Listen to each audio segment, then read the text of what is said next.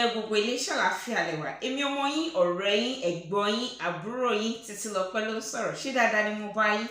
Gẹ́gẹ́ bí mo ṣe ń sọ ní ọ̀sẹ̀ tó kọjá, mo sọ fún wa wípé láti gbáradì fún àwọn ọmọ wa, láti gbáradì fún ọmọ tí à ń tọrọ lọ́wọ́ Ọlọ́run, a ní láti ṣe àwọn ohun kọ̀ọ̀kan.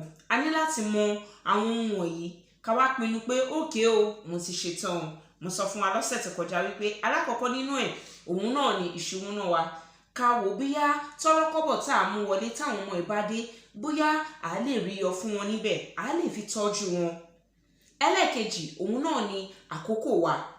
These children, they need our time. Ọ̀pọ̀lọpọ̀ òbí lẹ́ni mi ò ráyè, ẹ gbowó ẹ lọ ṣe kinní kan, kò ń ṣe owó ní gbogbo ẹ̀. Wọ́n sọ pé ilé tá bá fi tọ́ ọmọ èrì òun ló ń wo. Eléyìí túmọ̀ sí wípé yàtọ̀ sí material things tá à ń fún àwọn ọmọ yìí, we need to dedicate our time. Daddy wọ́n ti lọ láàárọ̀ káwọn ọmọ tó jí, alẹ́ tó bá máa fi dé àwọn ọmọ ti sùn. Mọ́mì náà ìkọ̀kan náà ni, ọmọ ọ̀dọ̀ nìkan làwọn ọmọ mojú ẹ̀. Àwọn ọmọ ọ̀dọ̀ wá wà wọ́n á máa ṣe oríṣiríṣi. Mo rí story kan recently tọ́nà ọmọ ọ̀dọ̀ obìnrin ó ń bá ọmọ 1 year old ọmọ ọ̀gá ẹ̀ ó máa bọ́ pampers ẹ̀ ó máa bá sùn. CCTV nìyẹ́ ẹ̀ ti rí. Ọ̀pọ̀lọpọ̀ ohun ló ń ṣẹlẹ̀ nítorí wípé a ti fi iṣẹ́ wa, ojúṣe wa, a ti fi lọ́mọ ọ̀dọ̀ lọ́wọ́. Àráyè a fẹ́ make owó. Ẹ wá rí pé gbogbo owó tá à ń sáré lé káàkiri yẹn tó bá yá àwa wá jókòó nígbà tá àráyè táwọn ọmọ yìí tó bá wá ya ìyàkuyà, àwa rí pé owó yìí kò ní ìtumọ̀. Iyì owó náà ni wípé ká fi tọ́ ọmọ tó lálùbáríkà. So a ní láti dedicate time wa fún àwọn ọmọ yìí. Another thing tá ní láti prepare fún òun náà ni we need to be emotionally and mentally ready for raising children. Ṣẹ́rí kò ń ṣiṣẹ́ kékeré o. Ìwọ tó yẹ pé nǹkan kékeré báyìí ó ti bẹ̀rẹ̀ sí ní sunkún. Nǹkan kékeré báyìí ó ti bẹ̀rẹ̀ sí ní sunkún. Sọ bí kéèyàn máa sunkún nígbà tí ẹkún bá ń gbé. Àmọ́ ṣé tọ́mọ bá ń sunkún, ìyá náà wá sunkún ni? Àgbẹ̀ wá sunkún nítorí pé àwọn ọmọ yìí they come with a lot. So a ní láti wà emotionally ready. Emotionally àwọn ọmọ máa ṣe àwọn nǹkan kan tó yẹ pé a máa ní láti fi sentiment sẹ́gbẹ̀ẹ́, a máa bá wọn wí nígbà tó tọ́ àti nígbà tó yẹ.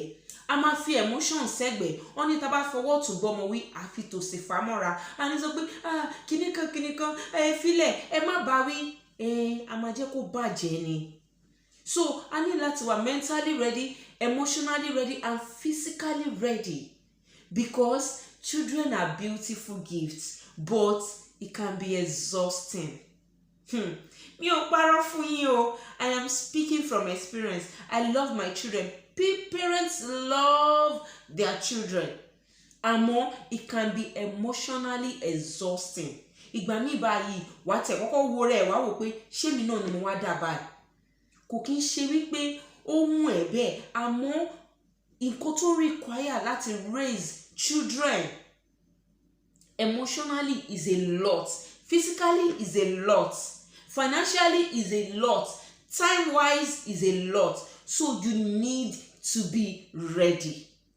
Sherry, nígbà táwọn ọmọ yóò ti dé, àwọn nǹkan tá fẹ́ ṣe tá plan out fún ara wa, mo fẹ́ ṣe course báyìí, mo fẹ́ ṣe nǹkan báyìí, kó báyìí ni mo fẹ́ ṣe. Ẹ má jẹ́ ká procrastinate. Ẹ jẹ́ ká ṣe ní ìgbà tí ó tọ́ àti ìgbà tí ó yẹ, nítorí pé tí àwọn ọmọ ìbá ti dé, tó bá ti bẹ̀rẹ̀ sí ní dé, especially mothers are doing a lot. I'm not saying fathers are not.